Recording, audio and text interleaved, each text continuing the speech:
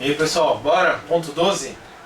Justiça da Infância e da Juventude, aspectos processuais e procedimentos especiais e recursos. Artigos 145 a 170 do ECA. O que tem de importante para a gente saber sobre a Justiça da Infância? Em primeiro lugar, fixação de competência. O ECA adotou um sistema de concentração na vara da infância. O que o ECA pretendeu é que tudo aquilo que fosse relacionado à infância e juventude ficasse na vara da infância. Mas o ECA cede espaço à fixação de competências definidas pela Constituição. Então você tem ali o 109, que vai dizer a respeito da Justiça Federal, e o 114 da Justiça do Trabalho. E isso, a Justiça do Trabalho, teve uma alteração profunda na emenda 45, uma ampliação significativa da competência. E aí o que aconteceu é que o entendimento é que as regras de competência do ECA não foram recepcionadas em alguns aspectos pela emenda 45. Tá? Então nós vamos ver agora a Justiça do Trabalho. Qual é o entendimento? O entendimento é que a autorização para trabalho deve ser feita pela Justiça do Trabalho. Quando um adolescente, quando uma criança precisa de uma autorização para trabalhar, ele vai pedir na Justiça do Trabalho. Tá? A respeito disso, nós tivemos a Resolução Conjunta número 1 de 2014 do Estado de São Paulo e a Recomendação Conjunta número 1 de 2014 do Estado do Mato Grosso. O que aconteceu? Os tribunais do trabalho e os tribunais de justiça locais, o Ministério Público do Trabalho e o Ministério Público locais desses dois estados se conveniaram, se entraram num consenso a respeito da fixação dessa competência e ficou definido que esse tipo de competência é da Justiça do Trabalho, nesse ato administrativo praticado entre eles. E a partir daí começou-se a adotar. Isso é importante com relação até ao princípio da interação entre os órgãos, que a gente falou algumas aulas atrás. Então os órgãos, administrativamente, os órgãos judiciais e o Ministério Público, administrativamente fixaram em resolução, em recomendação, no caso do Mato Grosso, que a fixação de competência é da Justiça do Trabalho e que não ia ter uma discussão, uma judicialização a respeito do conflito de competência. Então ia ser remetido o pedido de autorização para a Justiça do Trabalho. O que aconteceu é que foi ajuizada a ADI 5326 contra esse ato normativo. Tá? Por quê? Entendeu-se que havia ali nessas resoluções a expressão inclusive artístico.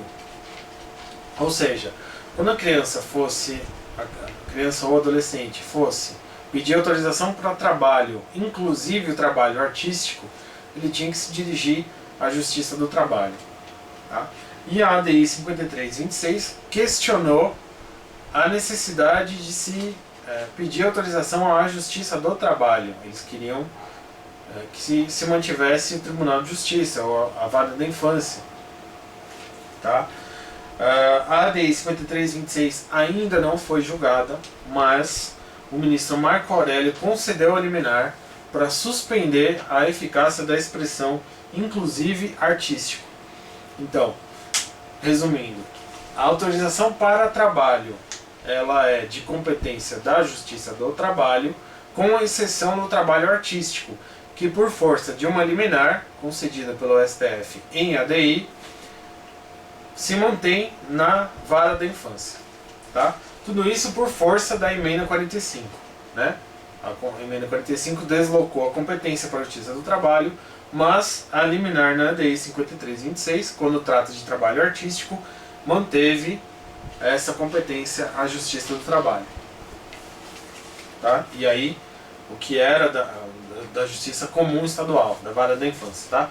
O que tinha sido deslocado para a Justiça do Trabalho, voltou para a Vara da Infância da Justiça Comum Estadual. Tá? E com relação à Justiça Federal, o que a gente tem? A Justiça Federal, no artigo 109, a gente tem a possibilidade de questões relativas à infância na Justiça Federal. Quando? Quando houver interesse da União, de autarquias ou empresa pública federal. Quando houver interesse de indígenas, tá? Índio, criança e adolescente. E a respeito disso tem a Resolução 91 de 2003 do CONANDA, no mesmo sentido. Pode haver um IDC, um incidente de deslocamento de competência, que também é um instituto da emenda 45, e que a gente não vai aprofundar agora. E também temos os casos fundados na Convenção da Haia sobre aspectos civis de sequestro internacional de crianças, que foi recepcionado aqui no Brasil pelo decreto 3413/3413 de 2000. Então, quando você tem essa discussão sobre os aspectos civis do sequestro internacional, quando você tem, por exemplo, uma família discutindo a guarda da criança, uma pessoa no estrangeiro e outra aqui no Brasil, quem vai discutir isso é a Justiça Federal. Tá? Que mais? Agora nós vamos falar especificamente sobre a competência da Vara da Infância. A Vara da Infância pertence à Justiça Estadual Comum, né? E ela vai julgar o ato infracional, fixada competência no local da infração, e a execução das medidas no local da entidade de atendimento. Então, foi praticado um ato infracional equiparado a roubo em tal comarca, aquela comarca que vai ser responsável por julgar aquele ato infracional, mas a execução da medida socioeducativa está sendo em outra comarca, então quem vai acompanhar essa execução é a Vara da Infância lá daquela comarca. Tá? Ainda com relação à fixação de competência, o artigo 147, ela vai dizer, o artigo 147 vai dizer que a fixação de competência se dá pelo domicílio dos pais, ou responsável, ou ainda no local onde se encontra a criança, se ausentes os pais. Tá? Então a criança, justamente por não ter os pais, por exemplo, está nessa situação de risco em tal comarca, em tal lugar é onde ela se encontra que vão ser adotadas as medidas protetivas, e é por isso que a Vara da Infância daquele local é competente para apurar essas medidas, para adotar essas medidas. Tá? Bom, o artigo 148 divide a competência em exclusiva e concorrente. O que é a competência exclusiva da Vara da Infância? Aqui, como diz o próprio nome, só a Vara da Infância pode agir. E a competência concorrente significa que a Vara da Infância pode agir excepcionalmente, quando houver uma situação de risco. Então, via de regra, são situações em que a competência é da vara comum, é da vara de família, enfim, conforme a organização judiciária. Mas, eventualmente, por conta da situação de risco, aí a competência passa a ser da Vara da Infância. Por isso que se diz que é uma competência concorrente. Tá? Então, quais são elas? A exclusiva, primeiro, a apuração de ato infracional e o pedido de remissão. Tá? Só a Vara da Infância. Ações coletivas ou individuais não patrimoniais. Os pedidos de adoção. Ações decorrentes de irregularidade no atendimento pelas entidades. Infrações administrativas, as multas eventualmente, e os casos encaminhados pelo Conselho Tutelar. O Conselho Tutelar dialoga com a Vara da Infância. Então, se o Conselho Tutelar envia uma solicitação, quem vai julgar é a Vara da Infância. A competência concorrente agora, quando há uma situação de risco, as situações e os pedidos de guarda e tutela, a destituição do poder familiar, perda ou modificação de guarda e tutela, suplemento judicial por casamento, divergência na relação quanto ao exercício do poder familiar, tá? Os pais não chegaram no consenso com relação ao exercício do poder familiar. Que mais? A emancipação na falta dos pais, designação de curador especial, alimentos e alterações no regime civil, sempre quando houver uma situação de risco que justifique a atuação da vara da infância. Tá? Algumas observações agora. No informativo 551 do STJ, ficou decidido, ficou explícito ali que a vara da infância pode julgar estupro de vulnerável quando a vítima for criança e adolescente, desde que isso esteja previsto em lei estadual. Então a gente consegue entender a partir daí que esse rol é exemplificativo.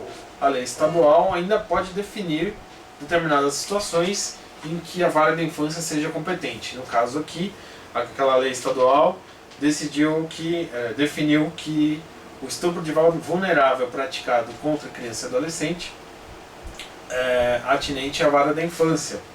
E o STF, HC 113.018, no mesmo sentido. Tá? Então, rol exemplificativo. Uma segunda observação com relação à alienação parental. Lei 12.318, o artigo 8º.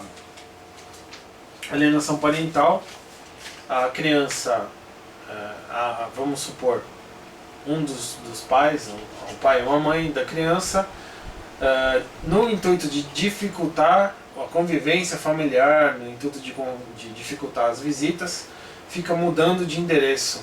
A cada 3 meses essa pessoa muda e não informa onde ela vai, e arruma uma outra residência e vai para casa do tio, vai para casa da mãe e acaba sumindo com a criança, tornando essa convivência dificultosa. Essa é uma situação de alienação parental. O que diz o artigo 8º? Ele vai dizer: a alteração de domicílio da criança é irrelevante para a determinação de competência relacionada às ações fundadas em direito à convivência familiar, salvo se decorrentes de consenso entre os genitores ou de decisão judicial. Então, um dos pais pegou a criança e começa a se mudar de endereço. Essa alteração de endereço não consensual, com o intuito de dificultar a convivência, né, um caso de alienação parental, não altera a competência daquela vara da infância. Então aquilo se mantém. E é uma coisa importante porque não está no ECA, está na Lei 12.318.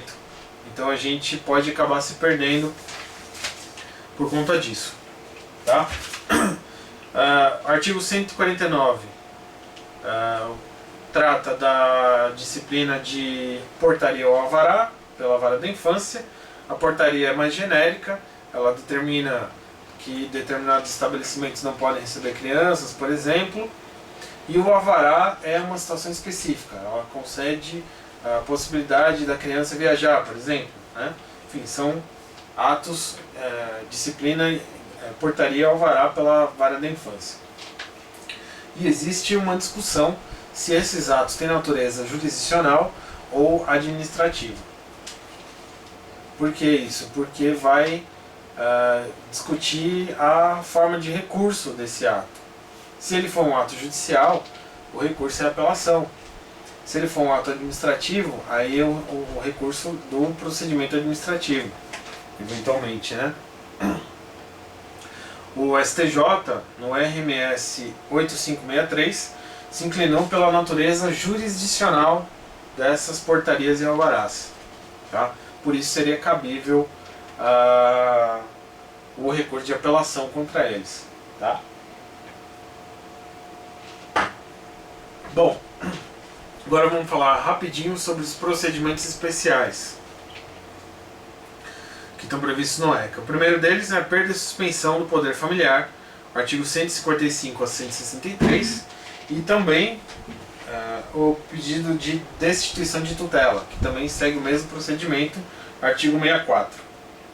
Tá? Teve uma alteração importante nesse procedimento pela Lei 12.962 de 2014, que eu acho que isso que é o mais relevante, essa alteração legislativa mais recente. O resto basta dar uma lida nesses artigos. Tá? Citação pessoal ou por edital só em último caso, ou seja, a regra é a citação pessoal, no pedido de destituição do poder familiar. Tá? Via de regra, a citação é pessoal. Só em último caso, a citação vai ser por edital. Se o resto estiver preso, se a pessoa que estiver sendo destituída do poder familiar, se essa pessoa estiver presa, então a citação pessoal é obrigatória. E nesse caso, o oficial de justiça, ao cumprir o mandado de citação, deve perguntar ao réu, ao requerido, se ele deseja que o juiz nomeie um defensor para ele. Tá? E nesse caso, aí o juiz vai proceder a oficiar a defensoria pública ou algum outro órgão que faça as vezes. Tá? E um outro ponto importante é que é obrigatória a oitiva dos pais, ainda que presos. Tá? Então você não pode destituir o poder familiar sem ouvir os pais que vão ser destituídos. Tá? Isso vale também para a destituição de tutela, que é o próximo procedimento do artigo 64. Um outro procedimento é a colocação em família substituta, o artigo 166. Tá? É uma espécie de jurisdição voluntária. Se houver consenso entre os pais, se os pais forem falecidos, destituídos do poder familiar ou suspensos do poder familiar. Tá? Então eles não podem consentir porque eles não têm mais o poder familiar. Então, por isso essa ação se torna uma espécie de jurisdição voluntária, porque o consentimento deles não é necessário. Então eles estão fora. É feito um pedido diretamente no cartório da vara da infância, sem necessidade de advogado.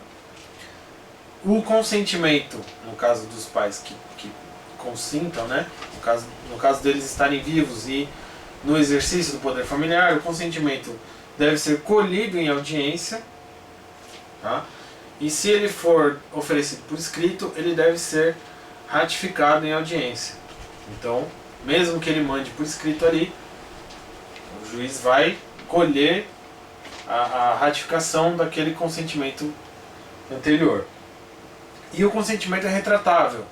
Tá? A pessoa mudou de ideia.